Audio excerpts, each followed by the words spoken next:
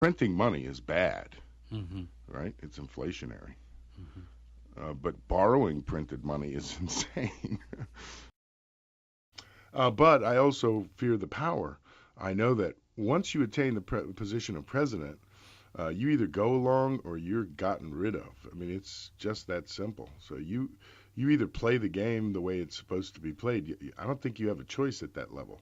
You know, you can campaign all you want and say all you want, but once you Hmm. get into the Hmm. Oval Office, Yeah.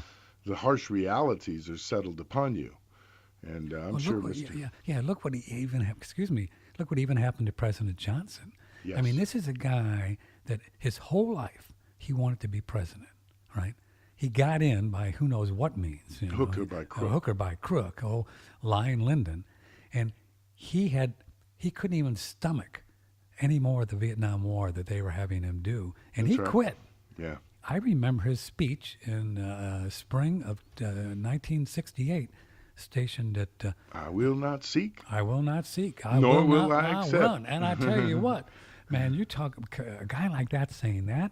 Thunderbolt, Whoa, thunderbolt.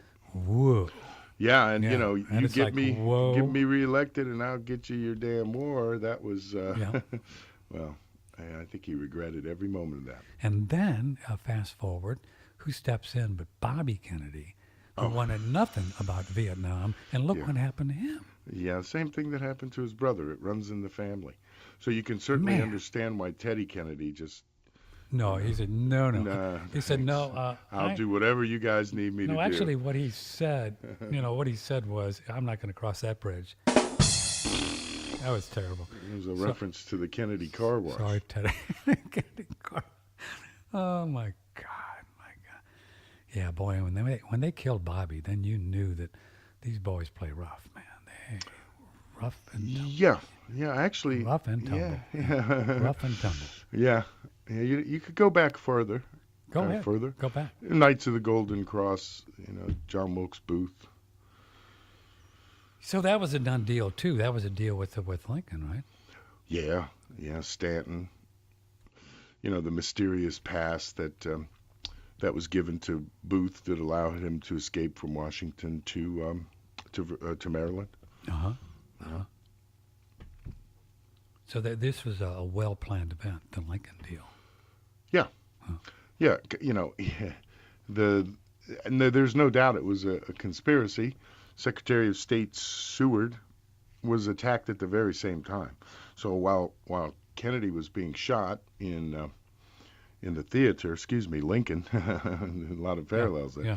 yeah. There was an attack on William Seward uh, in his townhouse, which nearly put him to death.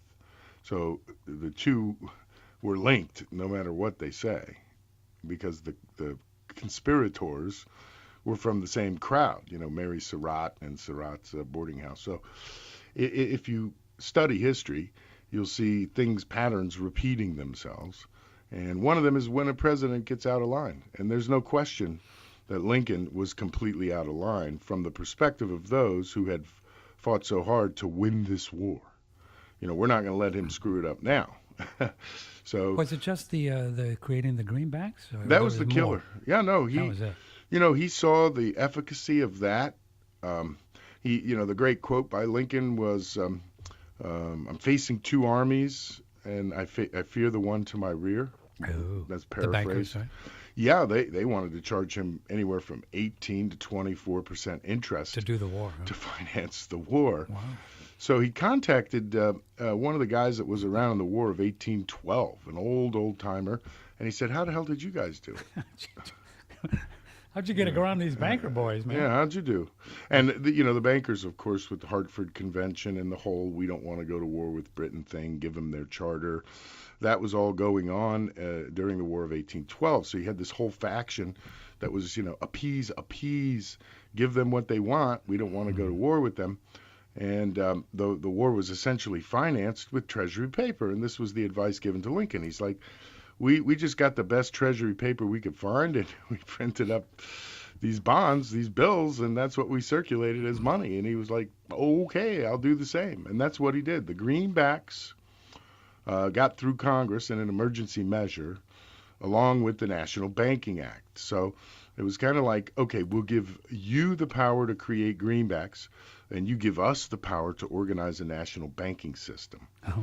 And that's what they did. So once they got the national banking system, the only way to extinguish the greenback was to extinguish the man that brought him up, because he said after the war he was going to use the same method that he used to finance the war to rebuild the nation. So the bankers had lost control since Andrew Jackson in the early 1800s. Right, he killed the bank. He killed the bank. Killed him dead. And he ran on that platform, right? You know, he killed the central bank. Killed And the we didn't central have a bank. central bank after that. We had a sub-treasury system Wow. and gold and silver coin. And Wow. for the first time in the nation's history, we paid our national debt.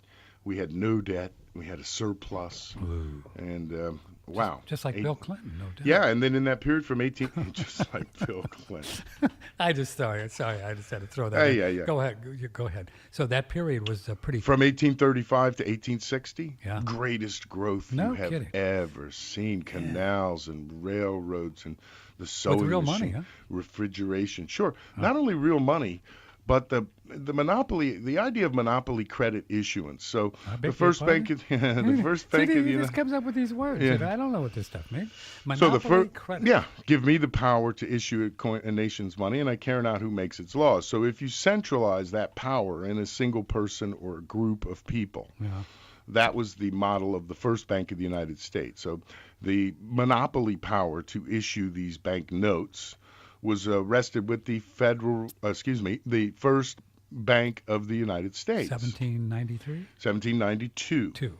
Yes. I was close. So it was granted a 20-year charter Mm-hmm. to do just this, Yeah. right? To mobilize the nation's credit. Oh boy, that's So- what they wanted to hear. Yeah. Yeah. So I'd be mobilizing, dude. I'd be mobilizing. First Bank of the United States was the government's fiscal agent, and so it received all of the tax deposits in the form of gold and silver coin that were paid into the Treasury. Good for them. Then they used that as their monetary base and issued notes. But it was the Treasury's money. Yeah, but it was in their possession. Oh. And so, you know, if you've got the I hate it when Treasury's that happens. if you've got the Treasury's gold in your possession, Yep. and you know that gold is $20 to the ounce, Yeah. and you issue a $20 bank note, Yeah. and it gets out into circulation, it comes back and it gets redeemed for an ounce of gold. You take the note back. So from their perspective, there was always a surplus, and they could issue notes against that and buy up critical industry, and that's what they did. They bought up newspapers. They started the Society for Useful Manufacture. Alexander Hamilton started the only other bank in the United States, the Bank of New York, and you had the Patterson Falls and the harnessing of the water power and the birth of the Industrial Revolution, all by Alexander Hamilton and his friends who were connected to the first Bank of the United States. So after 20 years, the people in elected office said, well, you know, you guys are just getting rich, and you're not doing anything for the nation. We'll just take this bank thing back. Yeah, we're going to cancel that charter. Whoops. And they did in 1812. And, of course, they were rattling about it in 1810 and 1811, 1809. There were no $10 gold coins issued in 1809. There were none issued in 1808. You know, the issuance of coinage was so minuscule that as quick as a coin was issued, the Bank of the United States would snap it up and issue a banknote. So all that circulated were these monopoly banknotes issued by the Bank of the United States. The War of 1812 happened, and then we had a second monopoly bank, the Second Bank of the United States, and that's the one that Andrew Jackson killed. And when he killed it, what he killed was the monopoly power to issue money. And what unleashed the engine of commerce was the fact that anyone could now start a bank subject to the laws of fraud. So as long as they had the gold, they could issue notes. that's right. That's right. The Patrick's Bank of Dripping Springs. Yes. I could do that as long as I had the gold. The Manufacturers Bank of Cleveland, Ohio. Mm-hmm. And so the merchants of Ohio could all get together and charter a bank and then issue banknotes to pay for a particular factory or a particular improvement.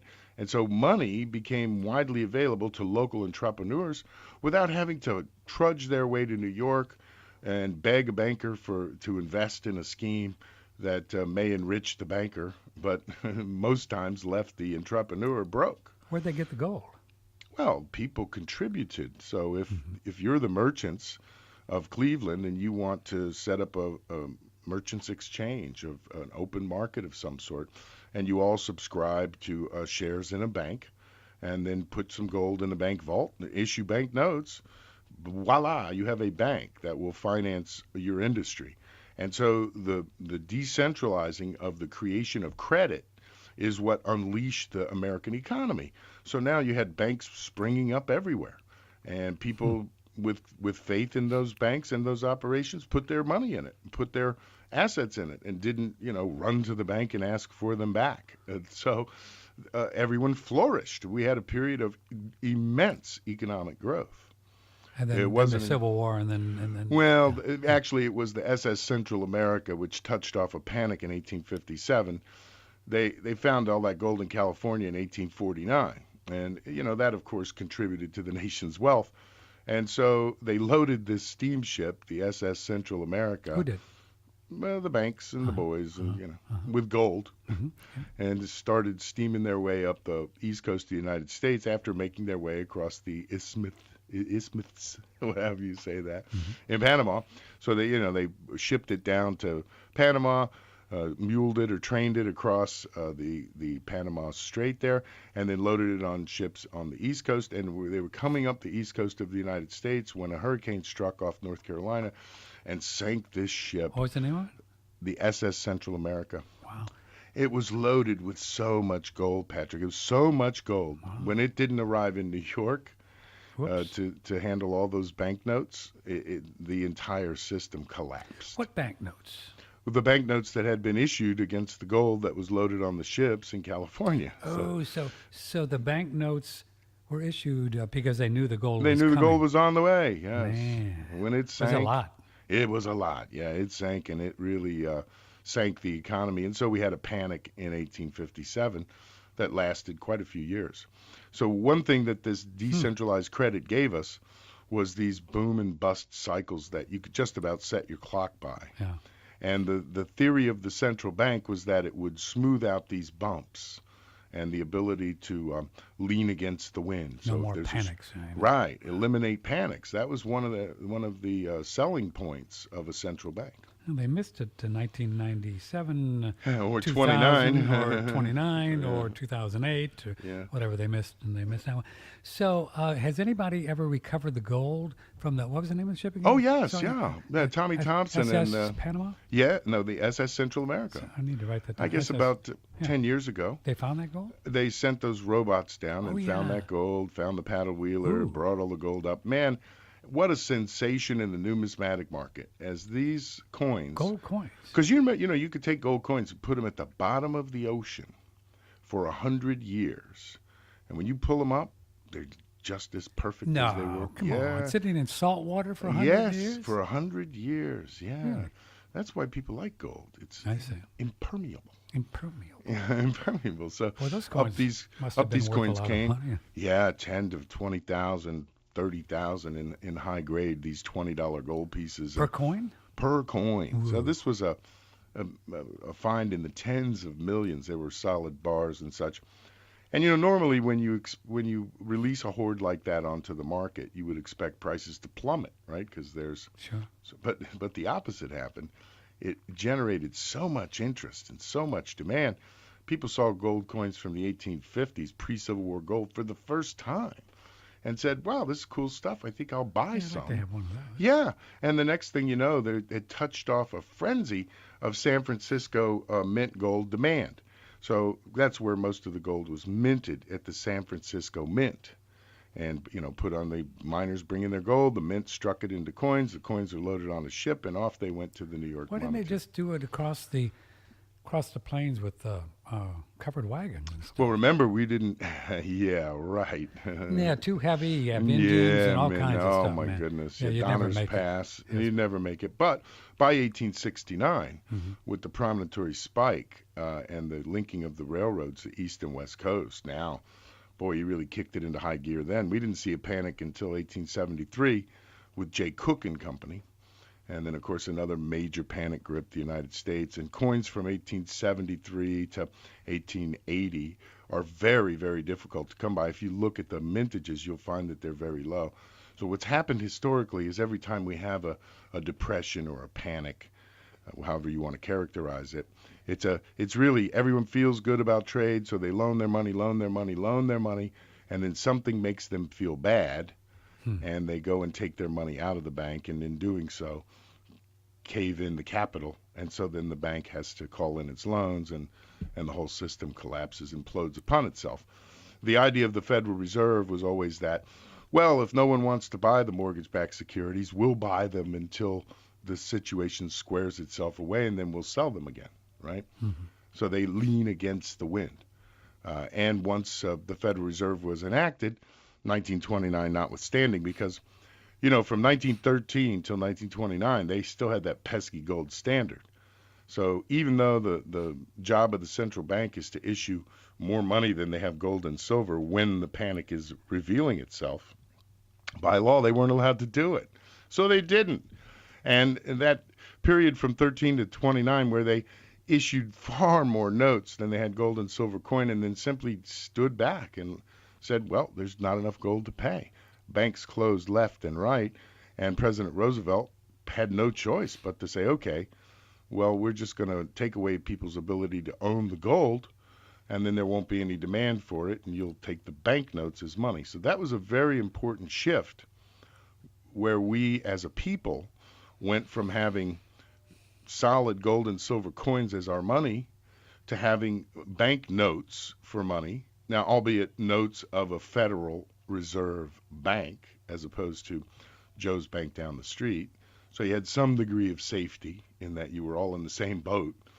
But that was the shift from solid money in the form of gold coins to paper money, or electronic money as it's morphed into today, that can be created with very little effort. Yeah. Think of it, all went from solid gold coins to digits on a computer. Yes. It's quite an evolution. It is, and the shortage of digits would never happen. That's why I say that's right. the game can we got more continue digits here, dude. until they run out of zeros. How many you need here? How many digits you need? And from a math perspective, wow. You know how those environmentalists are. They use that word sustainable. That's right. Right. It's not sustainable. Right. If you had a fixed supply of money, our current system would not be sustainable. But with a supply of money that grows at an annual basis equal to the excess consumption, why, you can keep the game going. I mean, literally, till you run out of zeros. As long as people will take your money. Confidence, right? Yeah. As long as you go into Starbucks and give them $5 and they'll give you a coffee. Give you a coffee, well, then it works. Then you're good to go. You're good to go. It doesn't matter to you if it's $5 or 55 No, it bucks. doesn't matter. Right? And so the nickel cup of coffee that has evolved to the $5 cup of coffee, the 35-cent minimum wage that has evolved to the $15 minimum wage, the $600 car that has evolved into the $60,000 car, the $2,000 house that's the $200,000 house. This has all happened over the last 105 years. And yeah, I know it's 2 generations or 3 generations, but the people that remember the nickel cup of coffee, for the most part, are gone. And when they talk about it, they sound like doddering old fools, just like I do when I talk to my grandkids or my kids, and I say, well, when I started working, I was earning $1 an hour, a whopping $1 an hour. That was minimum that was wage. it. I can remember in high school gas or cigarettes. I smoked Lucky Quarter. Strikes, 20 cents. No, Yeah, 20 cents, $2 a carton. Yep. And I was in Walgreens the other day picking up some. What did I get there? Oh, some alcohol. I dunk my razor in, keep it sharp, alcohol. So I got some rubbing alcohol in there. The guy in front of me, he bought a pack of cigarettes. I think it was like $9 or something like that. I go, whoops, I remember 20 cents, man. You should have, whoa. Here in the big city, Yeah? cigarettes are $150 a carton. No. Yeah. No kidding. Yeah. Now, that doesn't mean the cigarettes got better, folks. The No, coffee I don't think so. didn't get better. The workers didn't Actually, work Lucky's were harder. probably not better cigarette than what they sell now. Yeah, the houses didn't get better. The cars, well, they got a little better, but they didn't get 100 times better. No, what happened was Is that car 100 times better? Yeah. I don't think so. what happened was in 1913 we chartered the Federal Reserve along with the income tax, and at the time the income tax was aimed squarely at who? The millionaire. The millionaire. The millionaire Those was rotten millionaires. rotten They got too much millionaire. money. Too much money, so it's a millionaire's tax, and it doesn't apply to regular folk. It only applies to millionaires. Well, today you can't swing a dead cat without hitting a millionaire. Forgive me, you cat lovers. Yeah, out don't there. do that one. Let's do another one. You Yeah, can you- swing a dead squirrel. Yeah, oh no, forgive me. Dead a squirrel. possum. It's awesome. And I Whatever. rescued a squirrel the other day. So do I. I feed my squirrels. Poor little baby squirrel laying on the ground, Did you eyes rescue not him? open. Yeah. Yeah. Started a network in motion. Picked the squirrel up off the driveway. 2 hours later, he's in a vet's office under an incubator Oh, with my. 4 people taking care of him. It was fun. Good for you. There's a good network up here of animal rescue. Anyway, I digress. Yes. There are millionaires everywhere.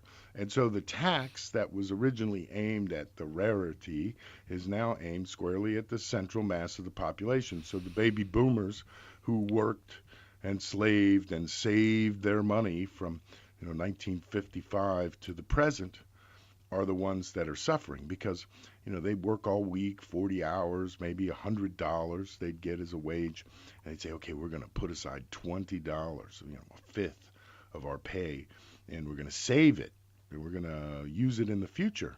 Well, goodness, today, you look at that original $20 and what was a day's wage is now barely a lunch bill. You can barely cover your lunch with a $20 bill. It is this sort of inflation over generations that deprive the greater part of your wealth. It's a hidden tax on your earnings, the inflation tax. And it's been relatively dormant for the last decade, but now it's going to rear its ugly head and just wipe out the purchasing power of all the savers out there. I refer again to MZM, money with a zero maturity. We've doubled that amount of money that we have in the bank since 2007. So Americans Almost 15 trillion, right? Yeah, they've doubled. They've squirreled away Man. $8 trillion during this gigantic crisis. Mm-hmm. And then while President Obama was in, he doubled the national debt from 10 trillion to 20. He could have just borrowed it from. Oh, he did. President Bush did the same. Yeah, he did the same. So now President Trump doubles the money supply or the debt. He could beat $40 trillion. Dollars. Now, that's not going to happen, though, right? No, I suspect it'll be more like 30. Yeah. It'll still, we'll have a slowing if it's put on a chart. But still, there's a lot. There's no way that the president can go from where he is to a balanced budget. It's impossible. Yeah, no. And of course, what you taught us too with the student loans that are biting the biscuit, they're gonna monetize those. They have to. They're gonna have to. Yeah. The pension funds, they're gonna monetize all that stuff. They have to. They have to. The Social Security, they're already upside down. Yes. Medicare, they're upside down. Yes. President Trump wants to do $700 billion, whatever. He wants more bombs. So, and they're not going to really cut much of anything. He's going to try, but, the Congress won't let a whole lot of cuts go through. So they're going to print dollars. So there's no doubt about it. And they're going to borrow more money. Well, they're going to borrow baked in these. the cake, right? That's right. It's baked in the cake. The Federal Reserve will create the dollars, and the federal government will borrow them. Yes. And if you got to be clear on that. So, right. Yeah.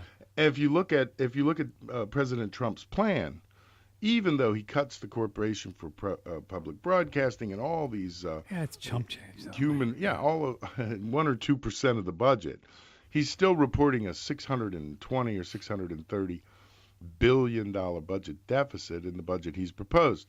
And ultimately, by the time we get it through the sausage grinder, it's going to look more like $1 trillion in budget deficit. So $1 trillion in deficit over a 4-year term adds another $4 trillion. Wow! To the right debt. there, man. Right out, boom, right out of the box. Mm-hmm. And as you said too, even if you would just go through and just massively cut the government employees, do it. which they could do and we would never notice, Mm. the hit on gross domestic product would be huge. Yeah, well, It'd be it's huge. correlated Yeah. percent to percent. Yeah. So because They're in a government, box. yeah, government spending makes up 30% of GDP. That's crazy. So if you slash, say that, cut that down to 20%, then you're immediately taking 10 points off of GDP. Mm-hmm. And that's a recession in anybody's book. So as much as Mr. Trump, President Trump would love to cut the deficit and balance the budget, Ain't he happening. cannot do it. He can, if he does, then he better have a corresponding 10% increase in gross domestic product somewhere up his sleeve. Well, what if he could bring, really get all these jobs Yeah, coming that's back? why it's all in reverse. Yeah. The first thing, repealing Obamacare, no. The first thing should have been slash the corporate tax rate. Slash the corporate tax rate from 35 to 15. Corporate taxes make up 11% of total taxes. The income tax on individuals is clearly the greatest single revenue generator for the Treasury. So the corporate tax at 11%, if you cut it in half, let's say from 35 to 17, which is not good enough, theoretically you cut our revenues in half, theoretically. Mm. But the multiplier effect of all this extra business activity will more than generate enough revenue for the Treasury to offset it. So cutting corporate taxes by 2/3, from 35 to 12, let's say, that would cause jobs to just explode. A lot of these places will come back in. Corporations would come back to the United States and start manufacturing here, and they'd bring with them, hundreds, thousands of jobs.